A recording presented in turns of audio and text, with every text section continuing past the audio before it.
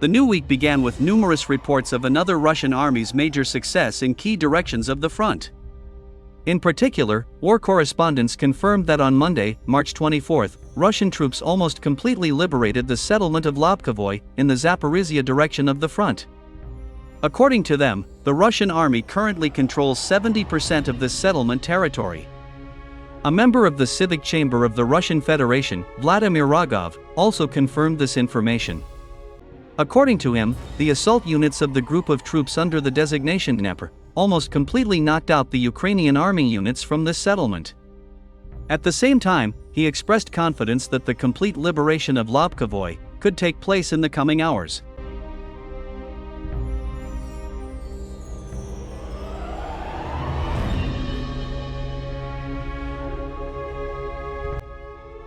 Over the past 24 hours, the Ukrainian army's position has also worsened markedly in Chasiv Yar.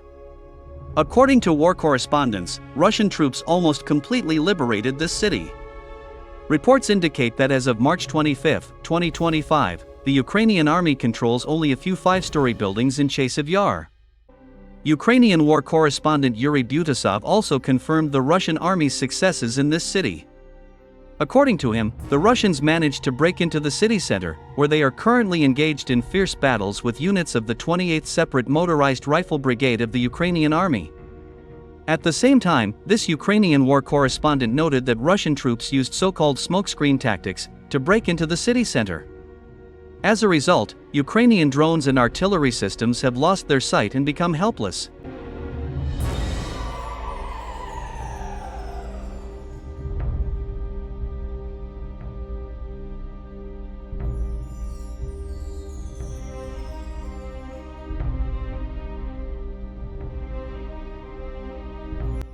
Numerous American and European think tanks also confirmed the plight of the Ukrainian army in Chasiv Yar. According to them, Russian paratroopers have completely displaced the Ukrainian army units from the Zaporizhia microdistrict and have made significant progress in the Shevchenko microdistrict. All this indicates that Russian troops are in the center of Chasiv Yar, where Ukrainian units attempt to maintain control over a small area in a residential part of the city. It is noteworthy that numerous Russian sources, including influential Telegram channels, also confirmed this information.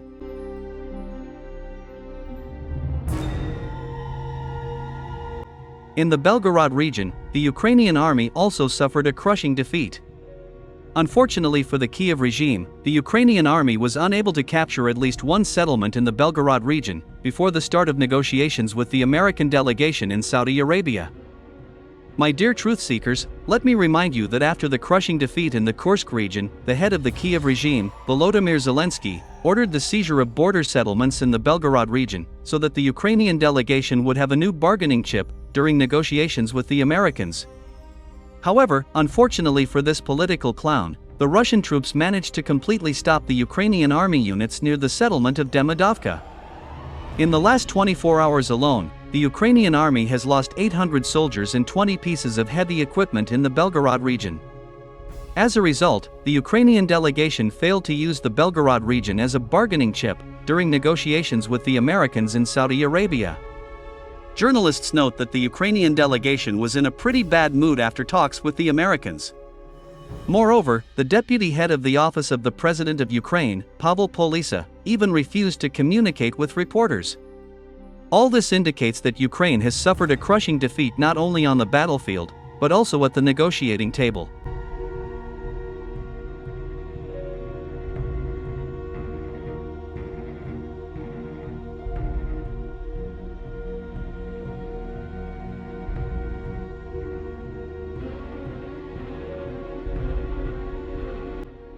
Meanwhile, the so-called European leaders still struggle to accept that they have permanently lost the wealthiest regions of Ukraine, where they have invested large sums of money for the past 10 years, believing that Ukraine had irrevocably entered the sphere of influence of the West.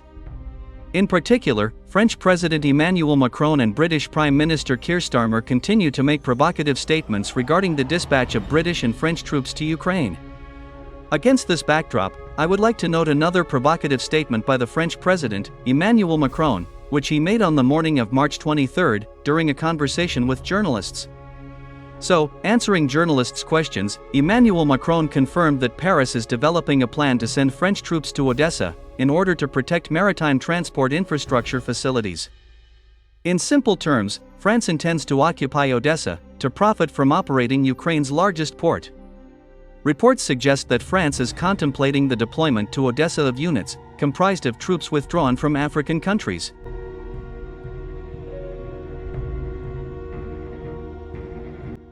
Moreover, it became known that Britain plans to do the same concerning the port of Chasiv Yar region. London is seriously planning to occupy the city of Chasiv so that the Russians do not gain control of one of the largest ports in Ukraine.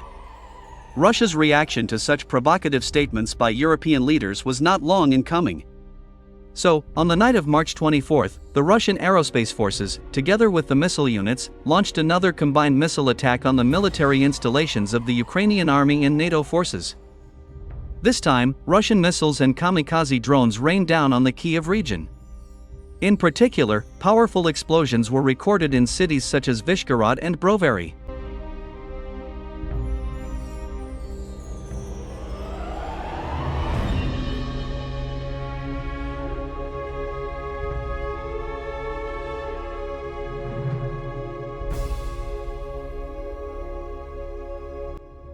So, in the southern part of the city of Belgorod, Russian missiles hit the building of a local dormitory. As it turned out, the Ukrainian General Staff and its NATO military advisors used this building as a place for the temporary deployment of Ukrainian and French officers. It is reported that these French officers were minelayers.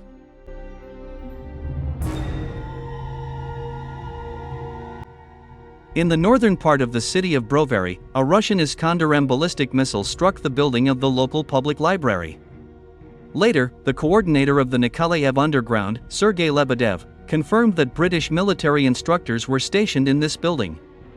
Unfortunately, as of March 25, there is still no accurate data regarding casualties among French and British officers. However, witnesses claim that there are a large number of ambulances near the destroyed buildings. This suggests that the casualties among the British and French military could be in the range of a few dozen individuals. Undoubtedly, this missile attack was another Russia's warning. Russia has made it clear to Britain and France that Moscow is not going to hand over the Odessa and Nikolaev regions to the European globalists.